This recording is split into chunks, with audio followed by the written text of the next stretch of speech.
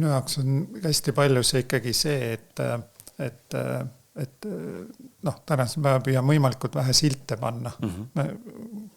Kunagi arvasin, et mina üldse silte ei pane, kui ma hakkasin lähemalt vaatama, siis ma olen väga suur sildimeister ja kõik käivad kuskile boksi ja kuskile mingisse gruppi ja nagu, aga just see, et nagu need näpud ära korjata, et keegi teine teeb midagi valesti, aga ma võin alati valida ja ma ei tea, ma pean seal istuma või et nad on ikka sõbrad, et tähendab ei pea, ja et selles suhtes me valime ise oma kogemuse ja kui sa lased nagu kõikide teiste asjad enda sisse, siis tegelikult see on su enda vastutus ja teiste peal ei ole vaja näpuga näidata, et ükskõik mis on ka suhete poole peal, et kui sa ikkagi mingis vastuolulises suhtes istud, siis see on alati kahepoolne, et ei ole, et üks on sealt jõuame sinna ohvri kohta, et ise olen hästi palju olnud ohvri kohas varasemalt, aga ka õpin, et tähendab, see on minu vastutus, et siis ma saan öelda, et see ei ole mulle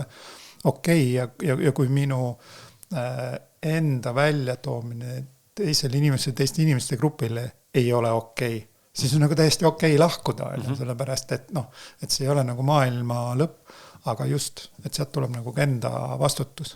Et see ei saa öelda, et nemad teevad ja nemad ja mulle see ei sobi, siis me küsin inimesed, aga miks sa seal oled? Tähendab, miks sa seal oled? Ja siis tuleb välja, et kas kõigi teiste pärast või ei taha kedagi pahandada, ja mõtlen, siis sa elad teist elu. Just. Ja kui see on sinu valik, sa võid seda teha, aga ära ole selles siis õnnetu. Just, sest sina valid. Just. Et ole rahul sellega, mis sa valid ja kui sa ei ole sellega rahul, ole hea, vali midagi muud.